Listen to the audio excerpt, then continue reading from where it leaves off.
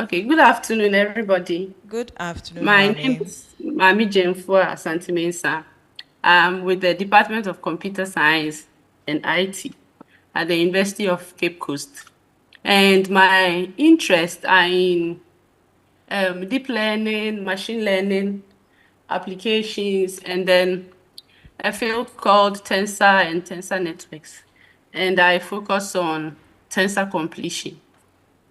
So today my topic is on techniques for MRI reconstruction using one of the tensor decomposition methods called tubal decomposition. To start, I would just want to show a brief outline. I'll be talking about some basic notations and then some Hankel techniques that we implemented or we used, and then tensor decomposition and our method. I want to um, give this analogy or this scenario where imagine that we have, you have a favorite picture of your grandma, that you didn't come and meet. It's very dear to you, or even your passport. And then one day you realize your child or somebody has scratched, that picture, and you're not able to recover or get the picture back. Imagine the pain and disappointment that you'd feel or you would experience at that time when you realize your passport has been defaced to a point where you cannot recover it. But what if we have some mathematical techniques and some computational ways in which, these images or this data can be recovered from data that has some parts not available? I want to put it out there that this research we are doing is purely computational. Experimentally, we are mostly working on computers, on the data on computers. So our problem is that we have data and sometimes the data will not be complete because, real world there are issues with transmission, there are issues with how we acquire the data.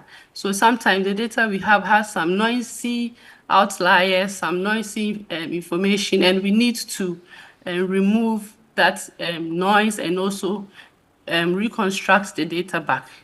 That is the field of image completion. And we use certain techniques in reconstructing or, getting our data back from data that is noisy. And it has a lot of applications. For this work, we focused on MRI images and then EEG signals.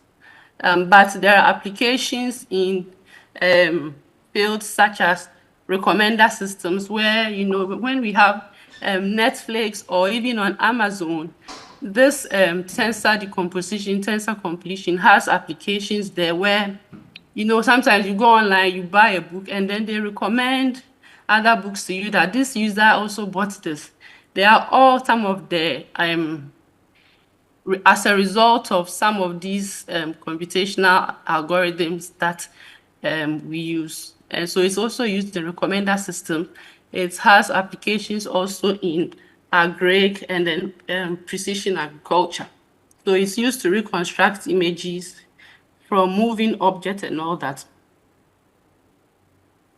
Yeah, as I think I've already explained that completion is the process of estimating values from or recovering data from an incomplete data. So imagine we have an original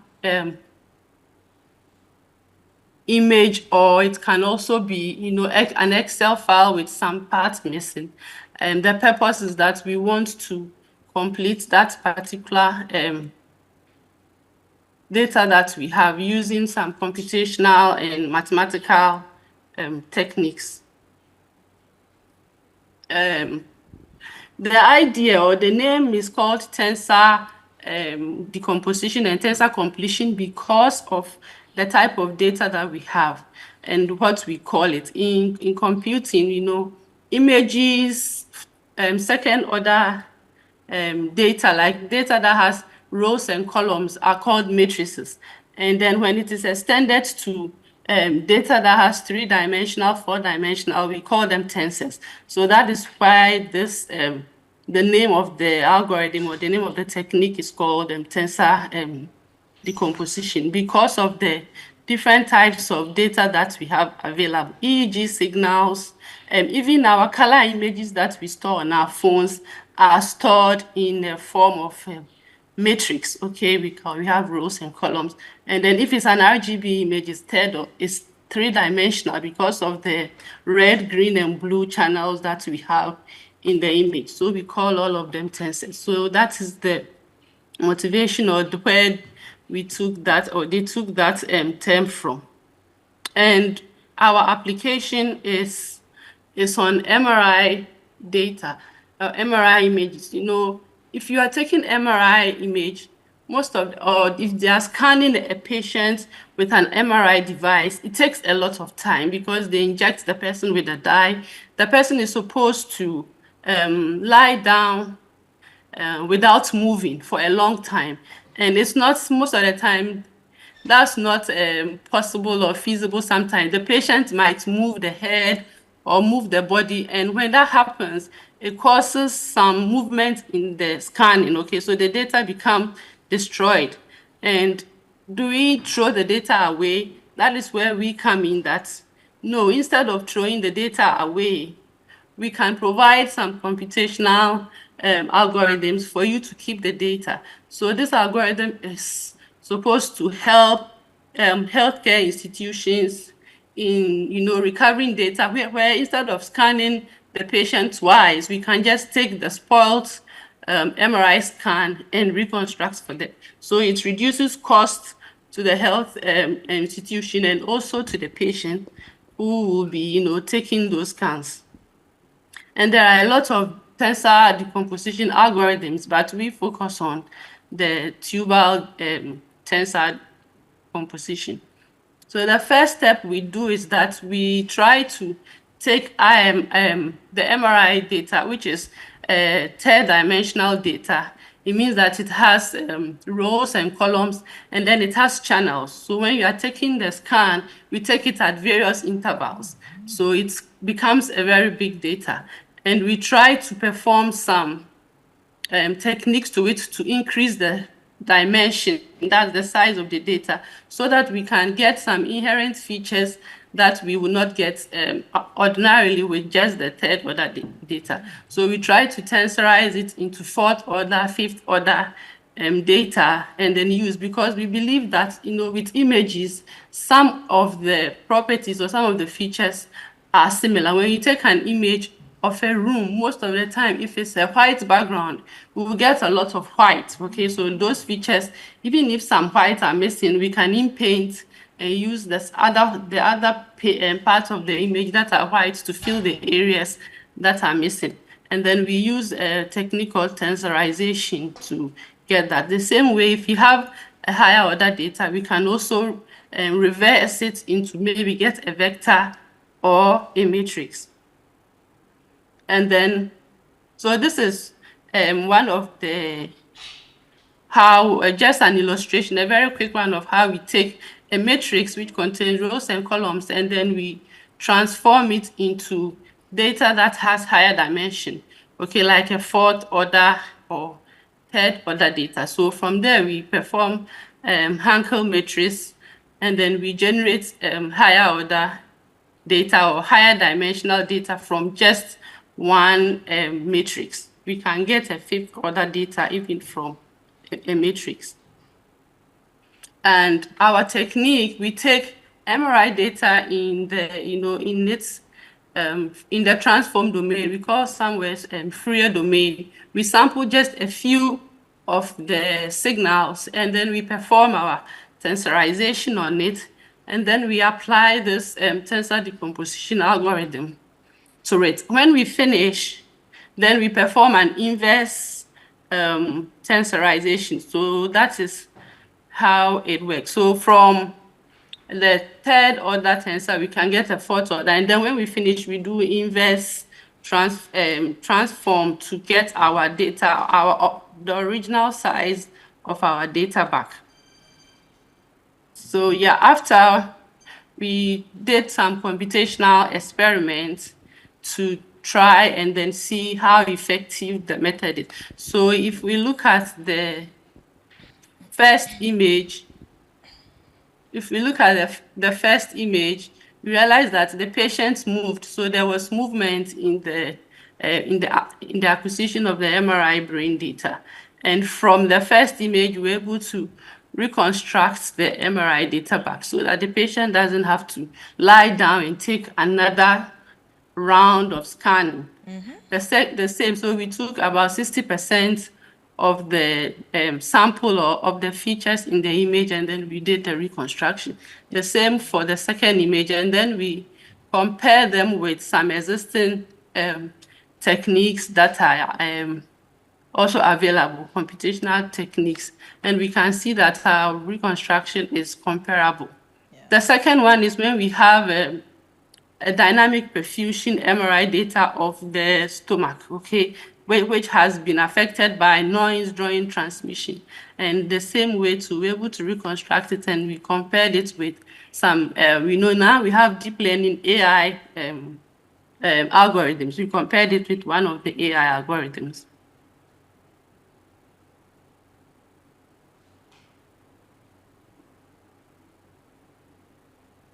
Yeah, so this is also another reconstruction with movement in the of a frame in the MRI data where we sampled just 40% of the pixels. Okay. The same was applied to EEG signals where we have ocular artifacts. That ocular artifact is when maybe the patient blinks the eye when they are taking the EEG scan. And then we remove that part and then we try to reconstruct it back. And we can see that this is the original, and then the third role is our reconstruction. Okay. So we did experiments for a lot of different EEG signals, and we applied it to also just natural, normal RGB or color images with some parts removed. And the method is able to also reconstruct, even though, of course, it depends on the extent to which the damage has been done. But you can see that you can actually get an appreciable reconstruction of the image. Yeah. So in conclusion, we are saying that this tensor completion methods using, these various tensor decomposition algorithms are effective. And in developing countries like ours, we can use these techniques to help, reduce costs associated with taking multiple images for the healthcare organization and also for the patient altogether. It enables fast imaging, and also you can just, because you need just few samples, you can just store just few samples of data and we can just reconstruct after we get it. So it also improves storage for whichever company or whichever person that is interested in using these softwares and then these techniques. You can just store, instead of storing the whole data, we just store a few samples of the data and then we can use the samples later to do reconstruction. All right. Thank you very much. Thank you too. Thank you too. Shall we please give Maame Gyamfua a hand? I know I haven't gone according to the program, but we want to be done with the oral presentations, then we move to poster. We would like to start with Dr. Jembibi. Maame Gyamfua, thank you for your Yes, presentation. thank you That's a very very good presentation. Yeah. I have enjoyed it, though it's out of my domain. You managed to bring it to my understanding. I'm sure the other panelists will see same. Yeah. You managed to break it down very well. I think it's something innovative you are doing, trying to bring in machine learning and artificial intelligence into the medical space, trying to save costs with and trying to save cost and then time with your technology. It's something well explained. Uh, it's very simple to understand, and I've enjoyed it. I would want to know if you're thinking of using the same approach within the forensic science to find a way of reconstructing crime scenes. I don't know. I'm not. I'm not a computer person. I'm only hazarding a guess. Maybe with this approach, you can look into the forensic science and see how Yes, best please. you can use these tools in reconstructing crime scene and trying to solve complex problems. So, Yes, how do please. you? Thank you. Okay. The second question is, how do you get your machine to learn the data? Where are your sources of images for the MRI to help your machine to learn and then be able to do the, if I'm not using the terms right, forgive me, for your machine to learn the data and be able to reconstruct images that didn't turn out well. Okay, thank you. And my So question when is correct. Yes, please. It is correct. So when we started the team, I started in actually in Russia. So the team had a hospital where they were in collaboration with them to get the MRI data. Some of the tasks was to just do depression prediction or epilepsy prediction. So we took those MRI and then we tried to what is the word, damage or make it incomplete so that we can use. There are also certain institutions that provide publicly available, data to use as benchmarks for some of these techniques. So, but since I came to Ghana, I am, still trying to work with institutions like the UCC Medical School to give us some of their the data that they have. But we use publicly available data from institutions and also from certain hospitals that we have an agreement with. So let me ask, if I'm ignorant, you forgive me. Do you Oh, need large data for your machine to learn and become very accurate to help with predictions and or to help with reconstructing to get what you should have gotten prior to during the mistake the train. that occurred whilst you were doing the MRI?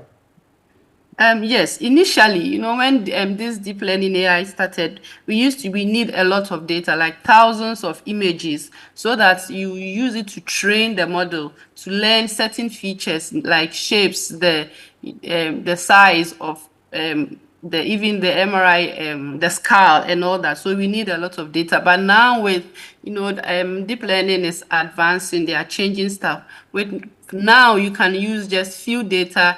There are some optimization techniques where you don't even need a lot of data now, but based on the architecture of the model and how it has been, built, you can take that data and then the machine would use some other techniques to optimize the incomplete data whilst it is training. So now we have a lot of different techniques that you don't need a lot of data. But initially, yeah, we need to use a lot of MRI images, train them, and then later on we do the testing with the model. But there are, new techniques are coming.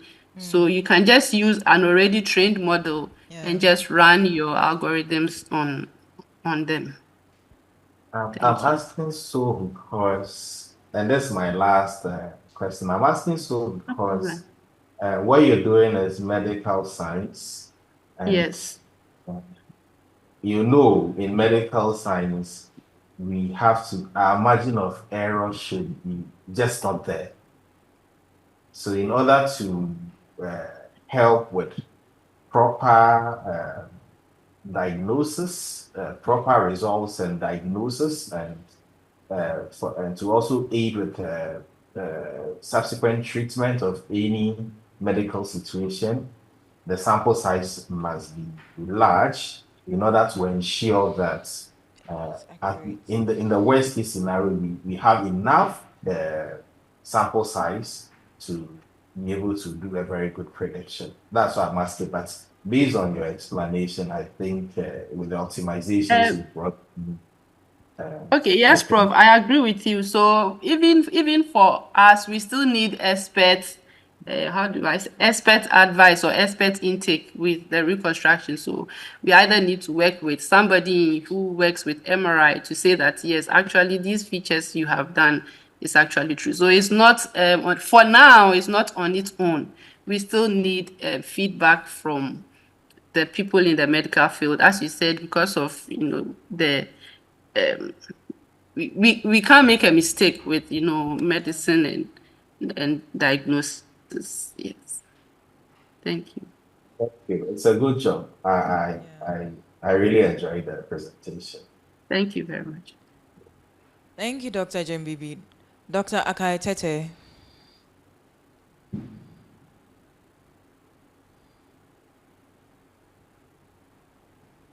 Mania, Yes, doc. you've done so well.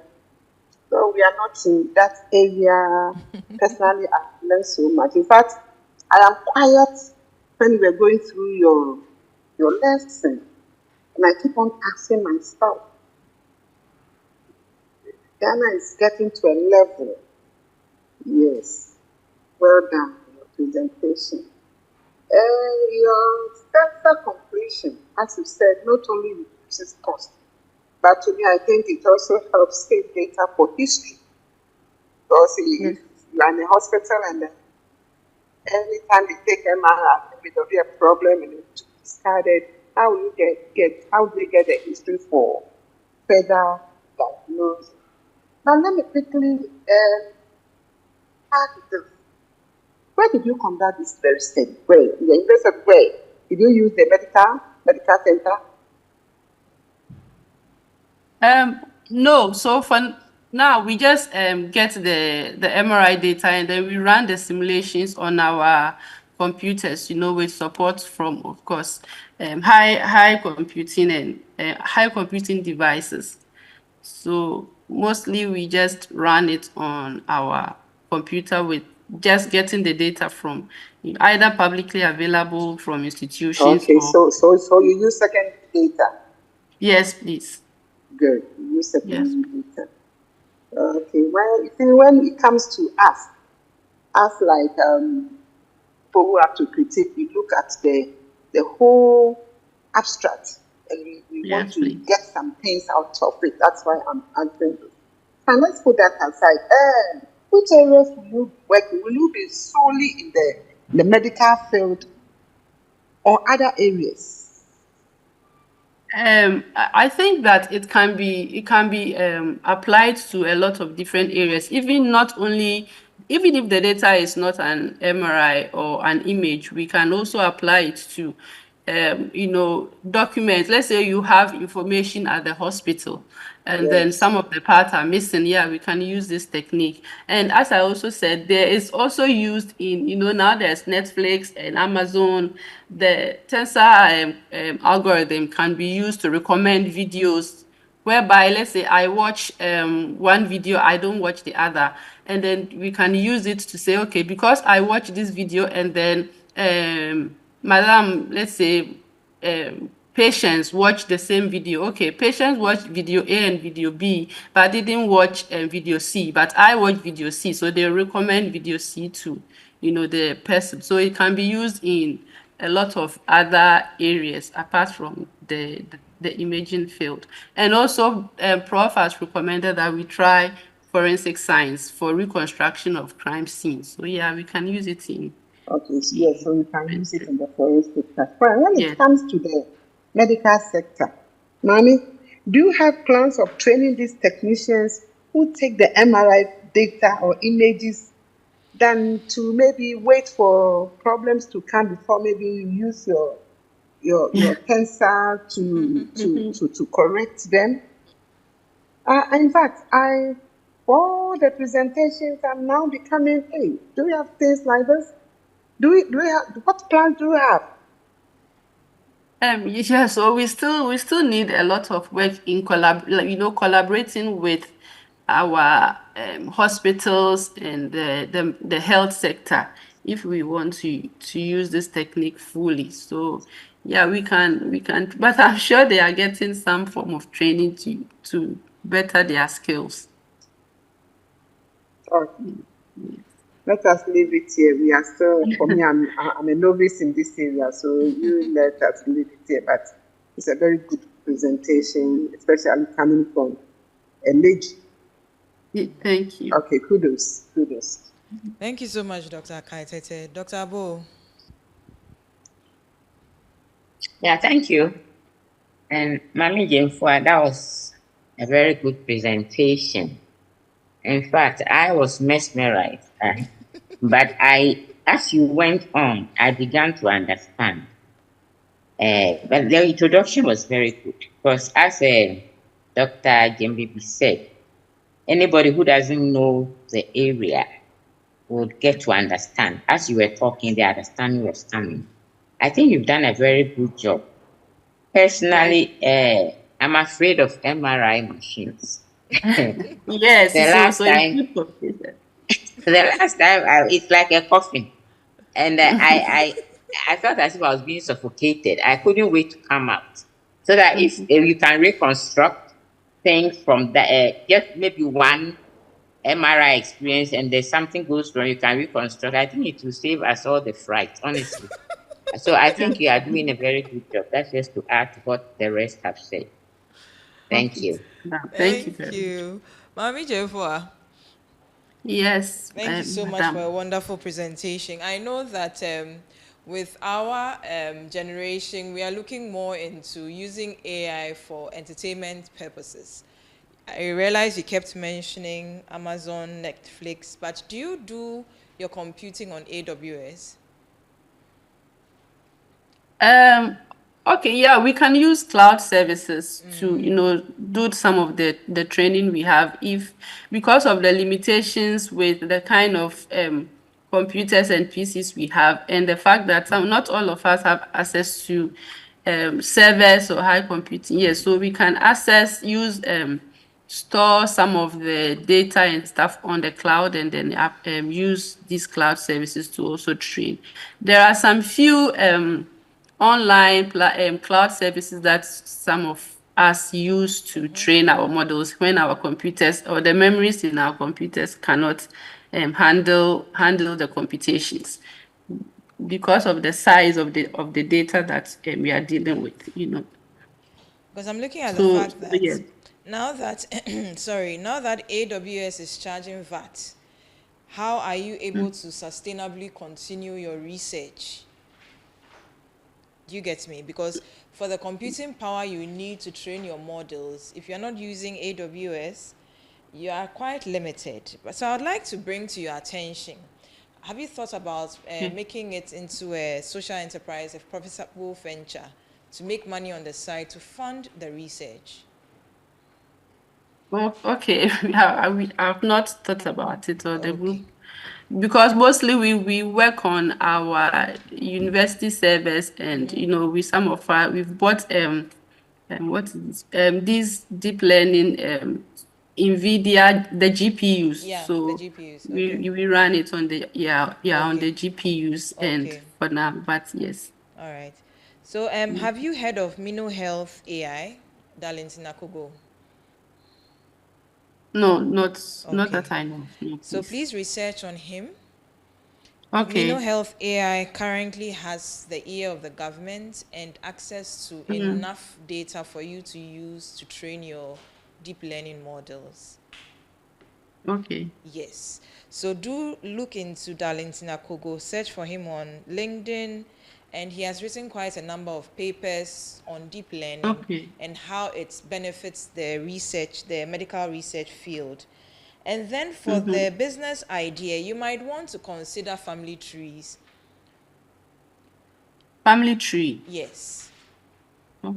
Let me break it down. Ah, You are okay. looking at the fact that my father's pictures are there, growing mildew, and we'll soon lose them so much that my children's children won't come to benefit from seeing those photos.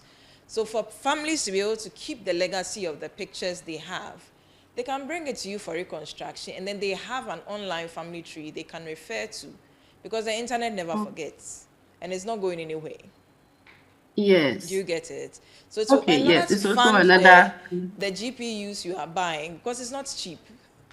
Yes. It's not cheap. Those computing, it's not cheap. So let's talk some more after this symposium. Yes. There's so much All right. potential with the Thank work you. you are doing. Thank you so Thank you. much for presenting Thank your. you too for So we'll having me. take. Thank you. Oh, thank you for coming.